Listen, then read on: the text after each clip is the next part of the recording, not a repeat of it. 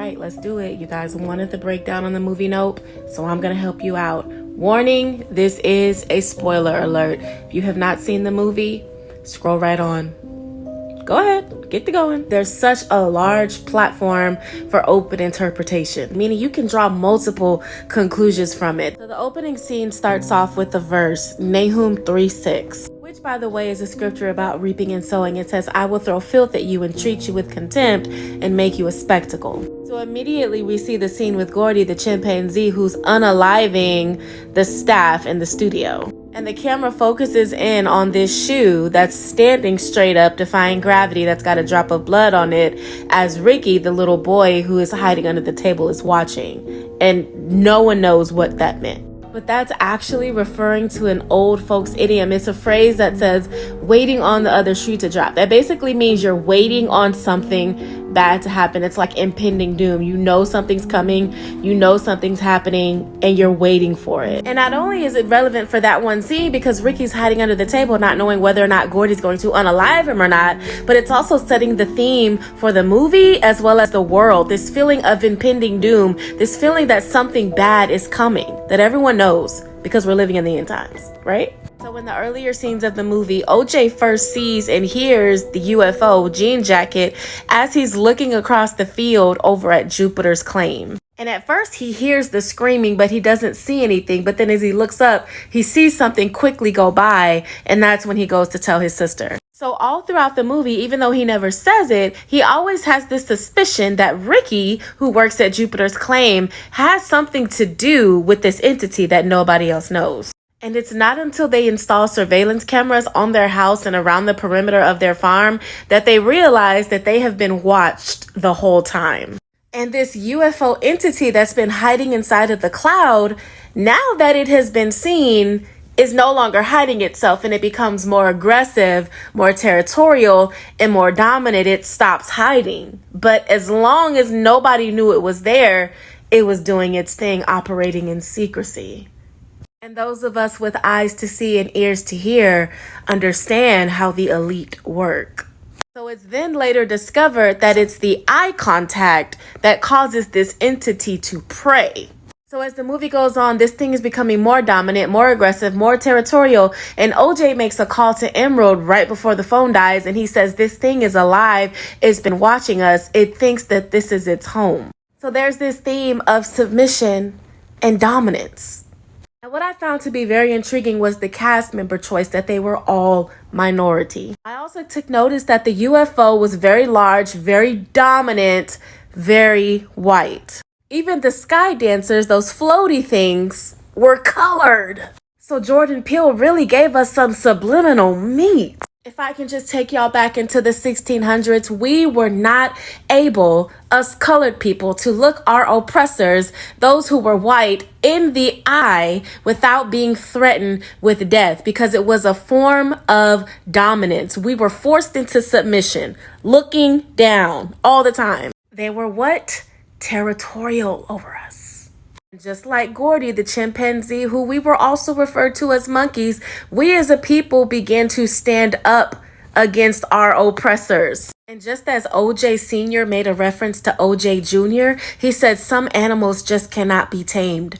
We were not able to be tamed. But it's not only just a message for us minorities and Black people, it's also a message for all socioeconomic classes of America.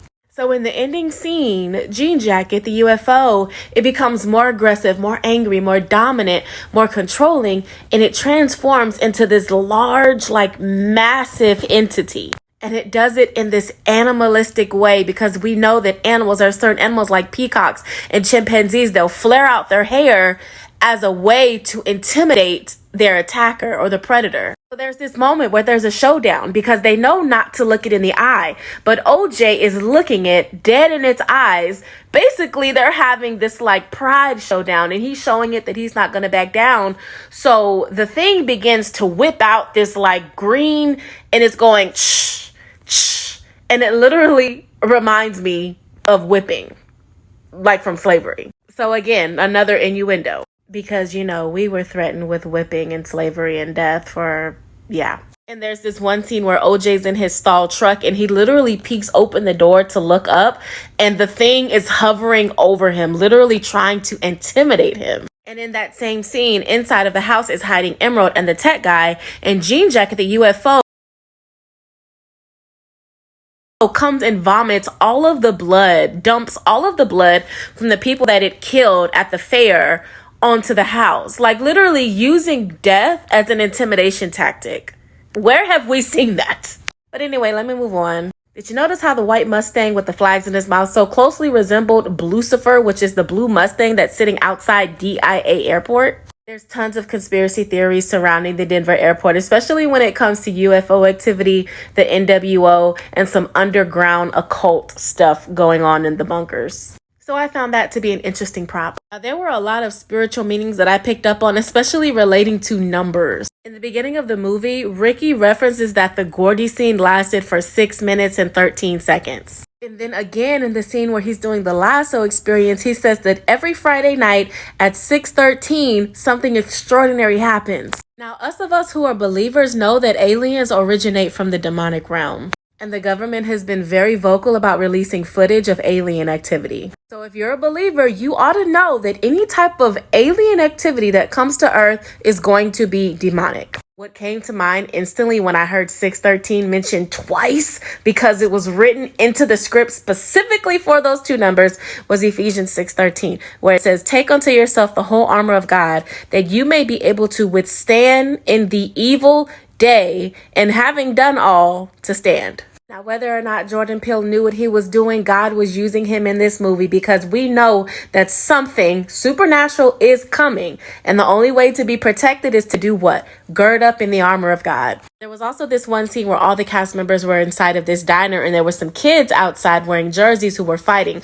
One guy had a jersey numbered 6. The other guy had a jersey numbered 12. Now, what do we know about Ephesians 6:12? What? We're not wrestling against flesh and blood, right? But we're wrestling against principalities, against powers, and the rulers of darkness in this world, against spiritual wickedness in high places. What are aliens, bro?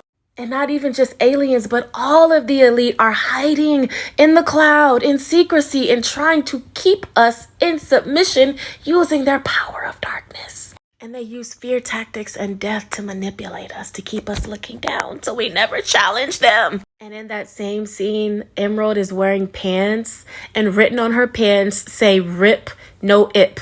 RIP, no IP, meaning just rest. There's a scripture that says what? There is no rest for the wicked. Brilliant. The one scene that brought it all in for me was the one scene that they brought in the videographer, and he tells them, he says something like, "This is only here because an agreement was made." And they ask him, they say, "How do you make an agreement with an entity?" Was that Bible? Because those of us who understand the spiritual world know that demons only have legal rights if an agreement is made, and it's usually through sacrifice. Ricky was sacrificing the horses the whole time. That was the agreement for them to be here on Earth. Brilliant. And those of us who also understand the spiritual world know that there are things that exist here on this earth that are ungodly and supernatural, and they're only here because the people that sit above us in the high spiritual places have given them a sacrifice and allowed them to be here. The eye is always watching. In the scene that took place after they all escaped the house, everybody goes back to Angel's house, and Angel and Emerald are literally smoking like bong, and they're zoned out. And OJ is the only one who's sitting there sober, thinking, creating a plan, and nobody gave him credit for that. And again, it just goes back to the scripture that tells us to remain sober-minded and vigilant, for our enemy goes around like a roaring lion, preying, seeking whom he can devour. And at first I was a little bit confused as to why it was categorized as a horror movie. I was like, it really wasn't scary or anything. But then I got to thinking, I was like, this movie is based on so much truth. And that's the true horror of it. That's what makes it scary. Brilliant. And no disrespect to the ones who didn't get it, but the ones who get it, and the ones who don't. So if you didn't, I'm so sorry. Go watch it again.